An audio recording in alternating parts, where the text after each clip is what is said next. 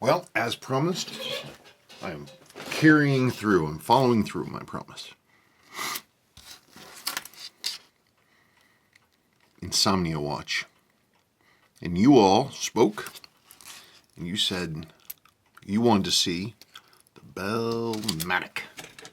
So here it is. I guess let's recap for those of you who are just stopping in. This is a 1970, September 1970 JDM Bellmatic. JDM, of course, Japanese domestic only, so this was only meant for inside Japan. It was never shipped out. So this is an original watch.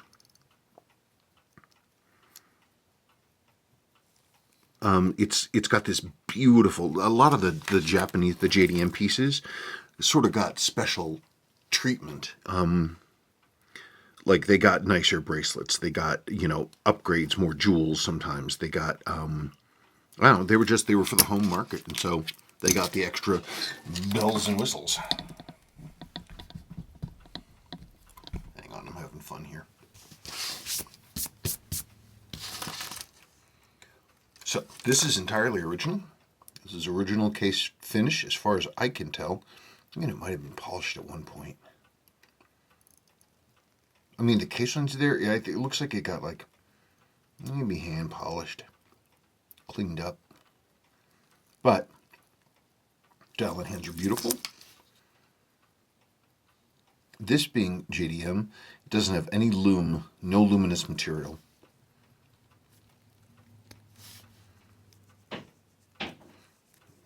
Pull the crown one. Ooh, it's not happy about turning. I'm not going to force that.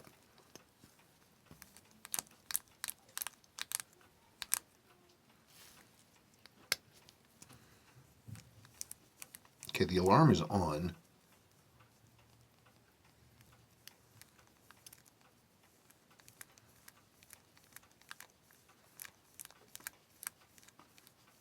I should hear a clonk.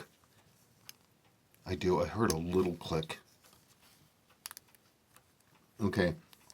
That winder is not working. When you wind the crown, it doesn't wind the time, it winds the alarm. And so I can feel that it's not doing anything.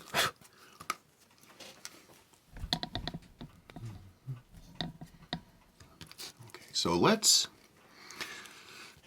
as the old song goes, begin at the begin. Though I think it was begin at the begin or something. I never know what that song was all about.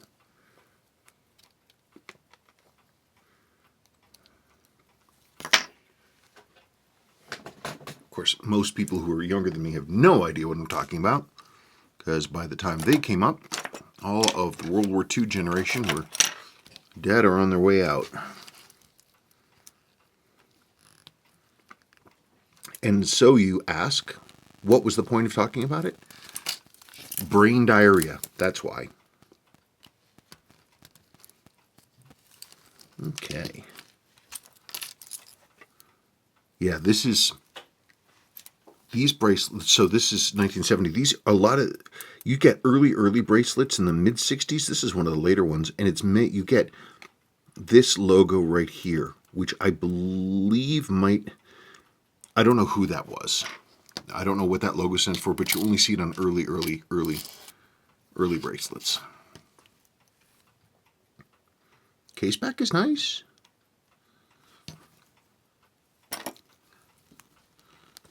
Come on. Out we get. Let's go. Oh!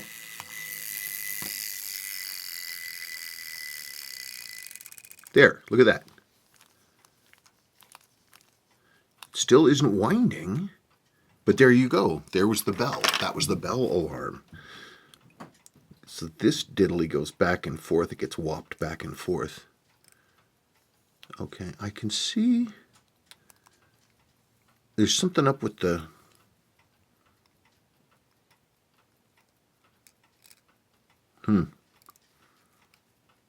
There, that'll actually show you something.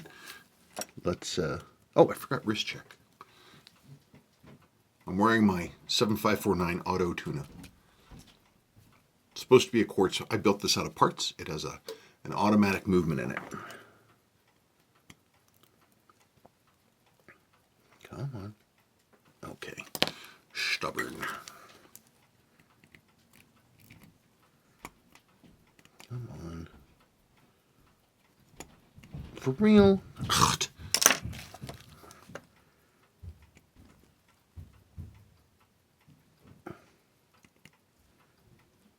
God. Moral of the story is make sure you prep your screwdrivers before you try to do something with them. All of those need to be sharpened. That's darned annoying. Yeah, sharpening your screwdrivers is a must. I don't do those big ones very often because I rarely use them, but that's not an excuse.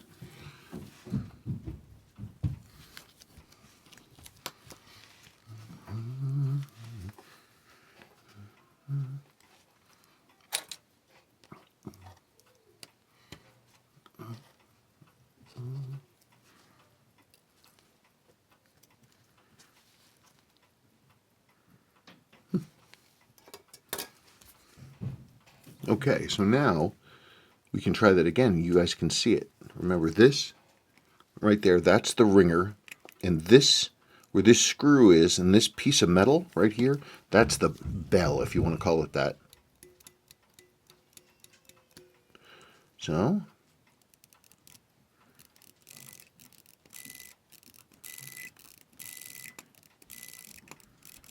you see? And that's how it works. And if I push this in, no more.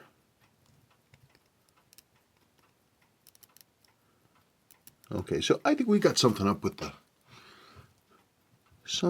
pinion. Look at this too. This winding bridge is a little loose. Something's whapping around. Look at the grinding. These are such superlative movements, though. They're so beautiful. This is one of the ones where it's like you really ought to be able to have a display case back because it's just so nice. Look at it go. What a beautiful movement. Okay. Oops, wrong one. So the very first 4006s were with this 27 jewels. A lot of them are some of them are decorative on the barrel and train bridge and stuff, but they also have jeweled mainspring arbors.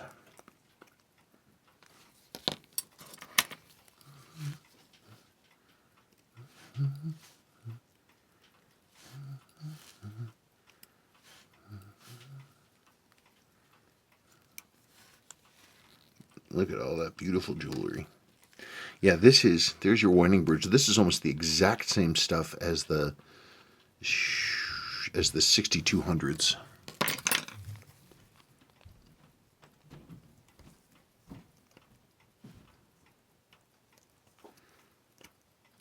Which is a movement that it shares a lot in common with.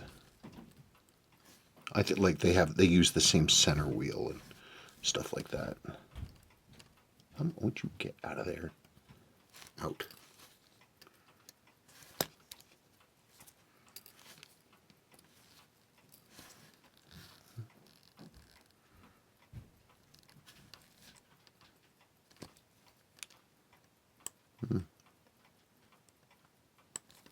I don't know. We'll see.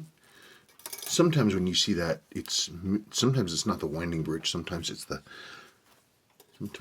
the rivets.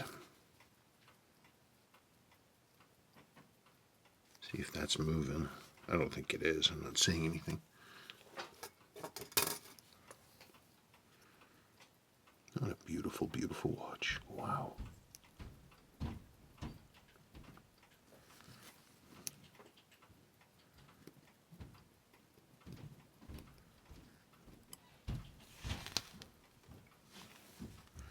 Yeah.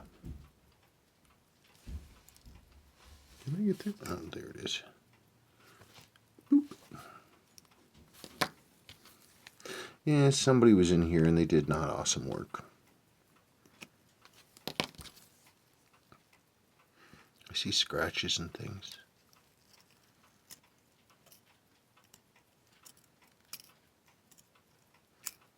Come on.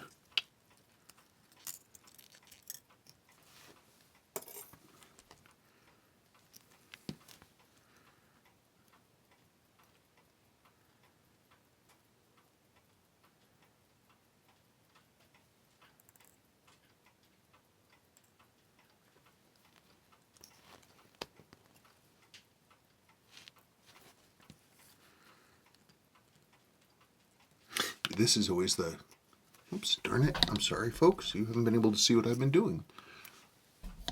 Criminy. That's no fun. Sorry about that. Okay, can we see now?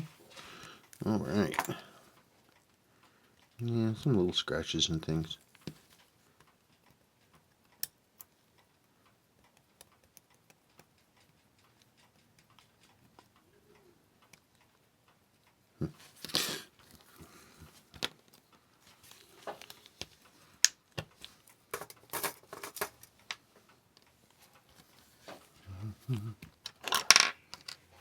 Make sure that you guys can see what I'm doing.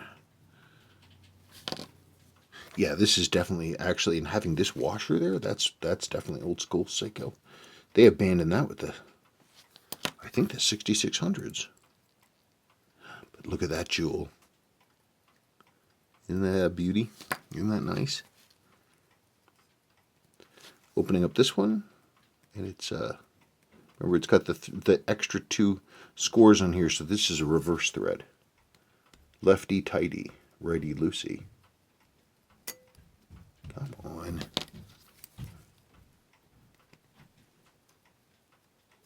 There we go.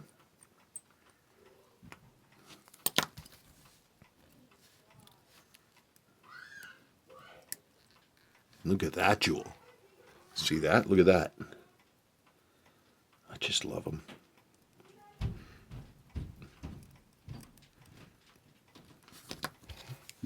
Okay, now let's get the pallet fork bridge out of there. Oh, stop that.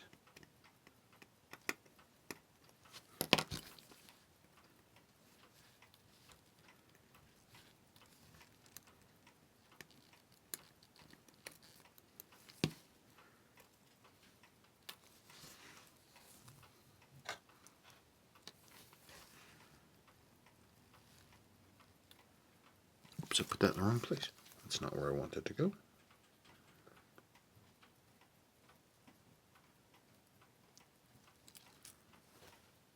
There we go. Okay.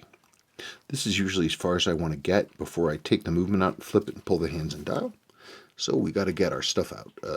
We have to get the alarm button out, which is you press this little diddly right there, and out that comes. And there's no gasket. Okay. Let's go. Wow, this one doesn't want to come out. We got something funky happening. Come on, get out. Ah, there it is. There's that.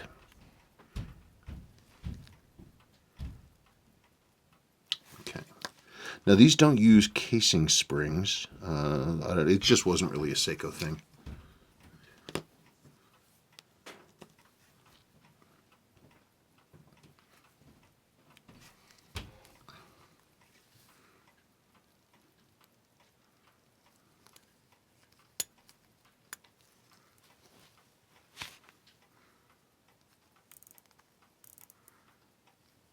Okay, well now this turns as it should.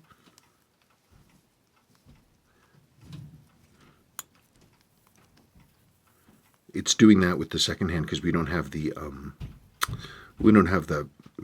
pallet fork in place, and so the whole gear train can turn.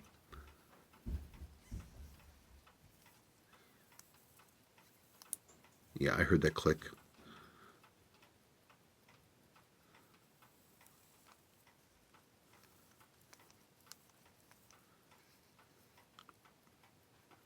Let's get this stuff lined up.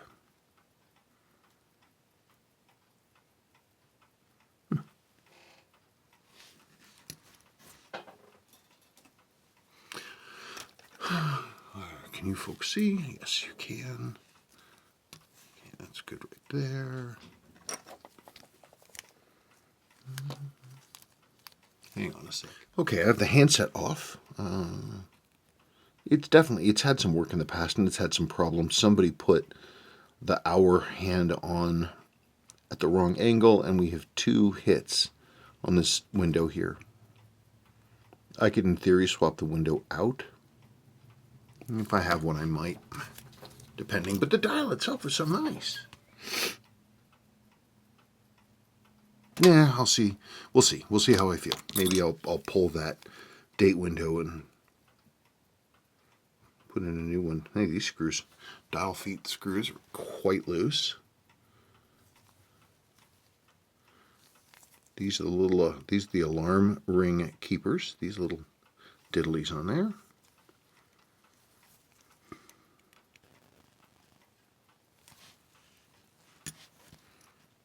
And there's the alarm ring. Milled aluminum. In a precision-made piece. Okay, we got one down. That's loose. Yes, yes. Yeah, 2 down. There you go. Dial is dated June 1970, which is kind of what we want to see.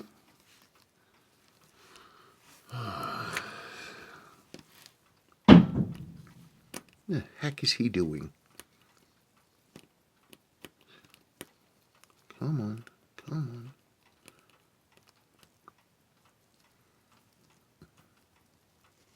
on. Okay.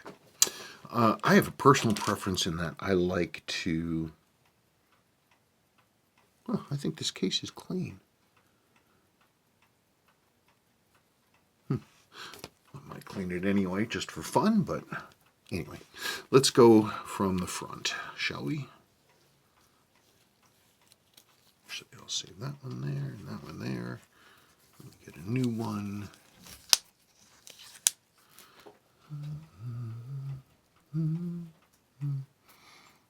Where in the heck did they go?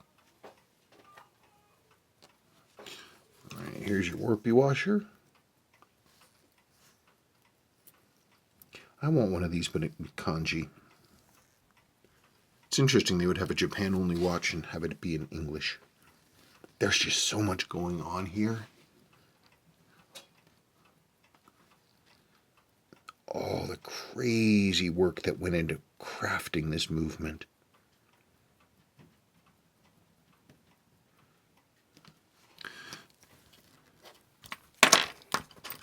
Okay, so we are going to pull now the date dial guard.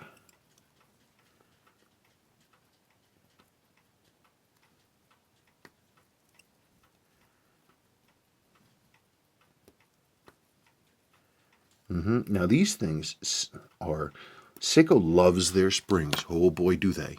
And so everything in this one especially is like so springy.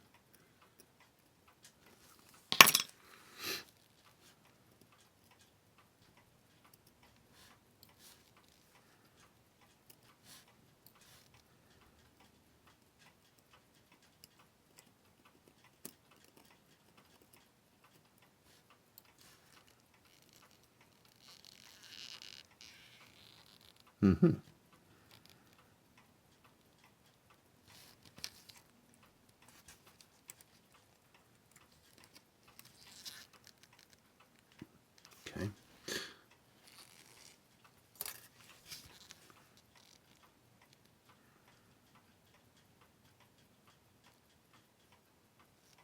Yeah, you see it's got these warpy springs here on this diddly thing. More springs. It's got these interlocking bits. Now, of course, we got us. Shepherd's crook. Actually, let me get something with a little more bite on it. Boop.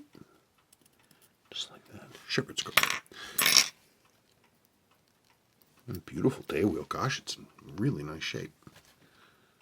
Huh, look at that. All this hazing. Old lubricants and things that got caught up in other places. You can see here, these are some of the jewels right there. Yep.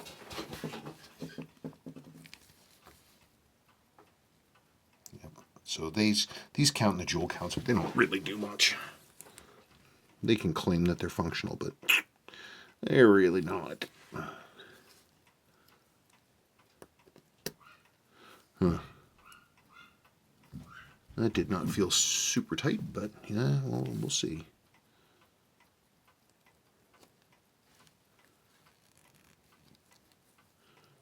So we're in time setting there.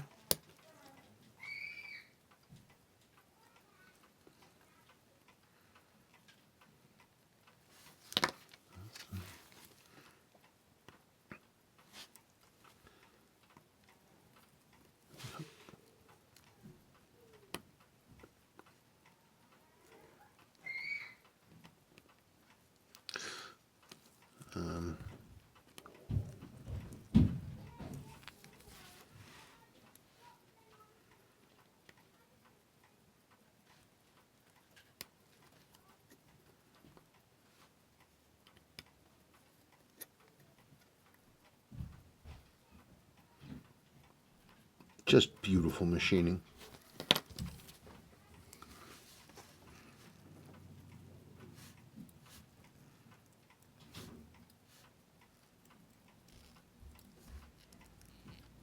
Now, this is always with these. I often forget which of the 55 different springs are going to be. Oh, I forgot one screw.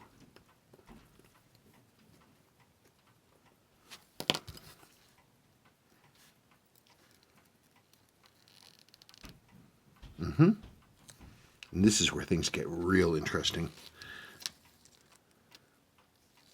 This is the alarm actuator.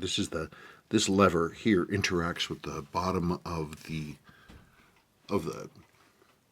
alarm ring and clicks this thing off. It actuates it. This, you remember you saw right here, that is the alarm thing that goes back and forth, chunky, chunky, chunky, chunky. This is the actual gear that takes power from that mainspring and pushes on with this. Click, and it pulls it away, and then the spring pushes it back. Pulls it away, and the spring pushes it back. So these movements are pretty interesting in that they have a lot of. This is crazy. Doing this stuff is always wild. A lot of these pieces just sit here. They're not screwed down, they're just floating.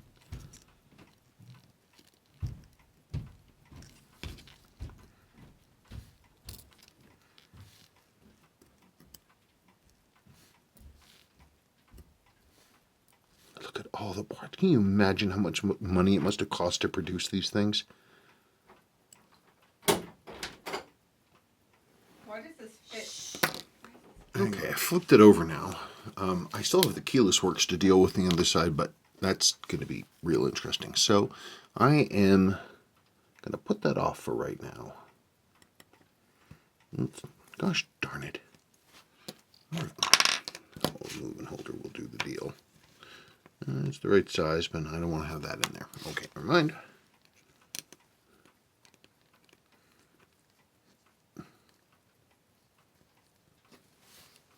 Okay, so you guys can see.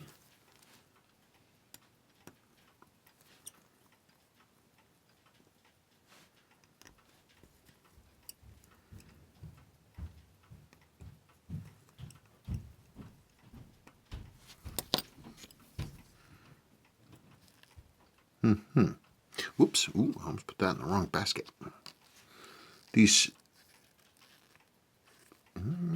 Yeah, these are the same ones. These are one of the only other places these screws are used. Long shaft and the rounded head. The other one being the 6138. These aren't quite the right ones. They're supposed to be brushed. More like that. Oh, by the way, looking at this, it's weird. I don't know what was happening before and why that wasn't working, but this is meshing properly. That should be winding. That should be winding the mainspring, the alarm spring. I don't know. We're going to see.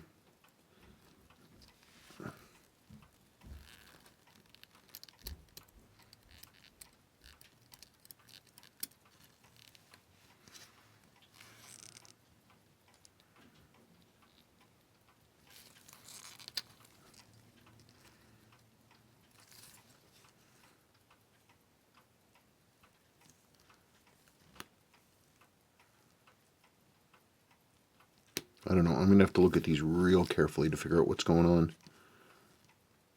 Okay. Fourth wheel and pinion. Yeah, you could see some more hazing. More of that hazing there. From whatever this stuff was.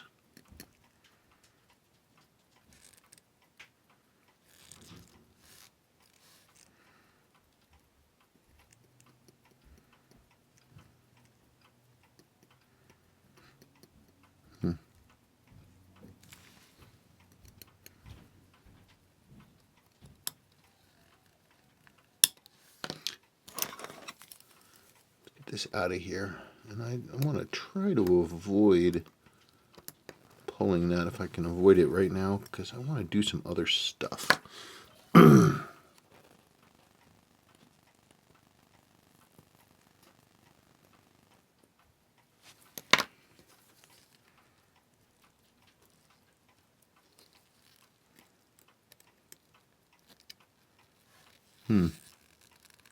I wish I had the lower mainspring arbors, but I don't know, one of these days I'll do that. It's just a matter of finding the right one.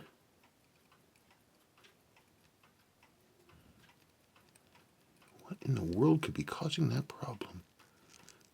Anyway, there's the alarm. Okay. I think right now I want to think carefully about what I'm doing. Okay. Okay, so I was talking about lower mainspring arbor jewels, and I had it stuck in my head that I didn't have any jewels that would fit this one, these lowers, but I went through and I dug through all my crap, and lo and behold, look, it fits. It fits. There's that jewel. So I'm going to machine this out. We're going to put this jewel in here. We're going to make this a 28 jewel watch. I think that's the way to be. That's what all the cool kids want. Let me do that. Okay, so we're moving along a little bit. I still haven't done the keyless works. I wanted to, I don't know why I did it the way I was going to do it. Everything has to be cleaned anyway, but I went ahead and machined in and placed our lower jewel. And there it is. So this is gonna be 28 jewels. Pretty neat. Now, I thought I did a pretty neat installation too. Looks pretty good, don't you think? Right there. So now, let's do the thing. We'll return the stuff out. Righty-loosey. Oh, stop that.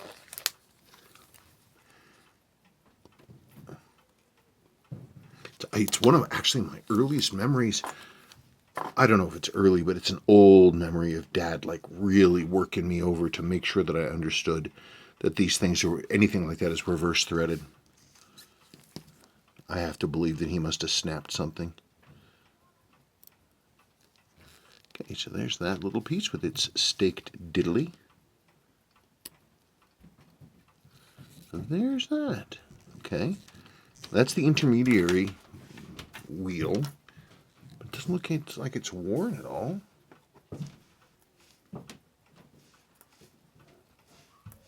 Hang on a sec. I had a spill over here.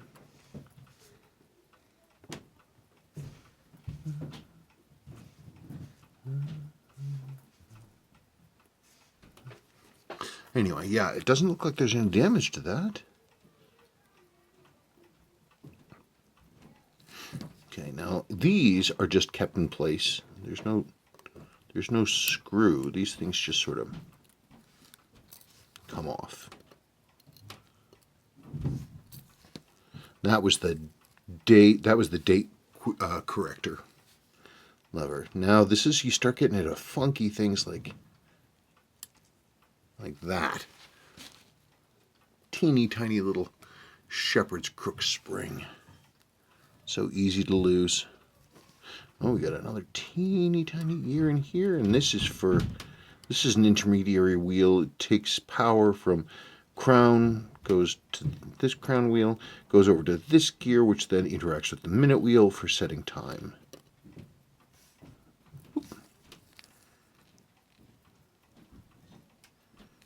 Okay. Now it is time for. I guess I can take out this alarm, part of the alarm spring thing. Big old screw. Let's go over here and we're going to pull this shepherd's. There that is. Whoop. And that gets this rocker out of there. I see, now we're starting to get to the point that this is like normal keyless work stuff.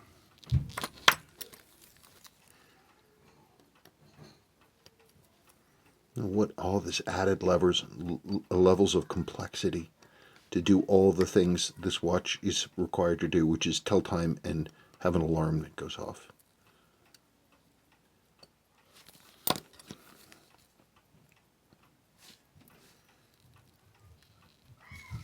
More springs. God.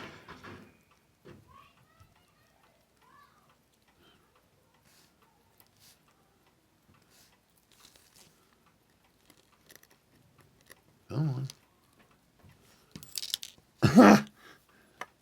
That's what I didn't want to happen, but it happened anyway. That's okay. I know where all the parts are. Can you imagine having to design something like this? I wonder how long their R&D was working on this back in the day. Because, of course, in those days, there was no CAD. It was all done on huge scales. So you could design it with bigness, and then you ramped it down. Okay, so here's that.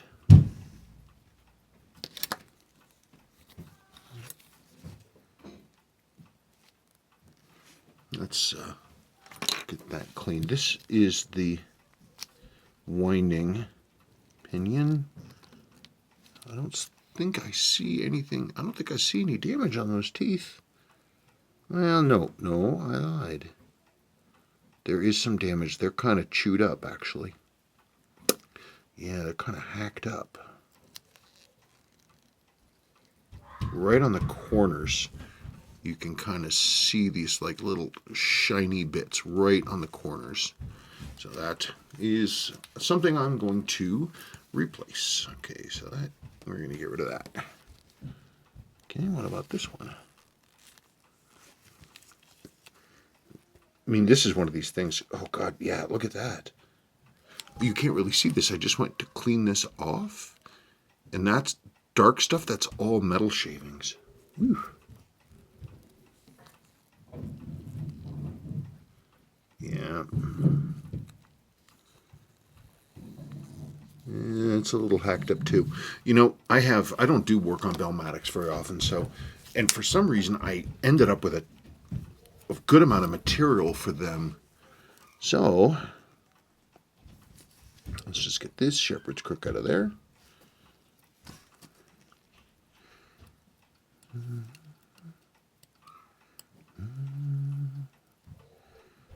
Yeah. So the last thing we need to do is to pull the alarm spring and the center wheel bridge. This is always, these are funky. These are funky because unlike being automatic wind where it can go and go and go, this is like a hand winder, obviously, and it stops. And it's got like a... It's really interesting how they do this. Like, it doesn't have a cap on the top of this. It has sort of a thrust plate on the bottom, but on the top it's just open. Come on. Come on. Okay. There. Whoops, I would put that in the wrong place. That doesn't go in there. Get back over here. I do everything in a watch movement by stages, depending on what part of the watch I'm working on. Yeah, let's put that in there. Okay, so hang on a second for me.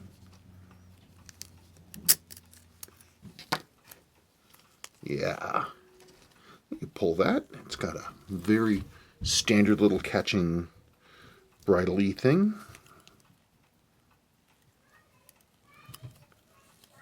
Boy, I tell you, this homeschooling thing.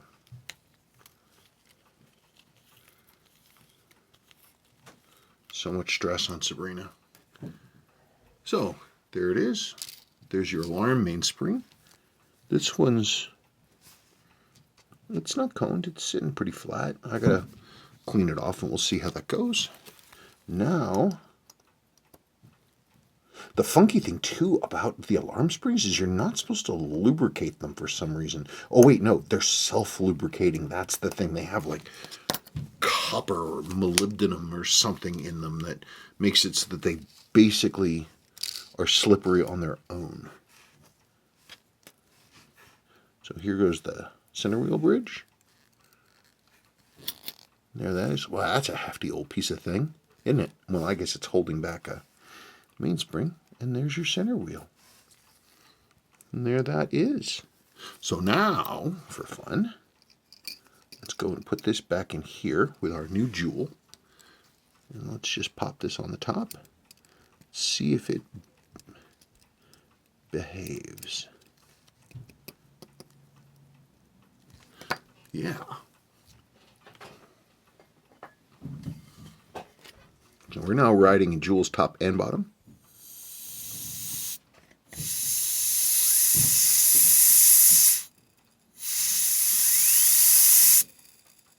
Yep, cool. I mean, it's dirty and unlubricated, but yep, that's what we want. You can see the jewel in there. Right in there. See, that's the way to be. That's what we want. Now I gotta pull that. So now it is time. Oh, wait. Here's that thrust plate I was talking about. Well, that's a lot of parts. That's a lot of parts to make this thing. If civilization collapsed tomorrow, we'd be incapable of making anything like this for generations. Okay. Well, now this is the end of part 1. I'm going to put all this back together. We're going to run it through the cleaner. And part 2, we'll be reassembling and we're going to start to look at things and see how stuff is going. Okay. Thank you for watching part 1. I certainly appreciate it.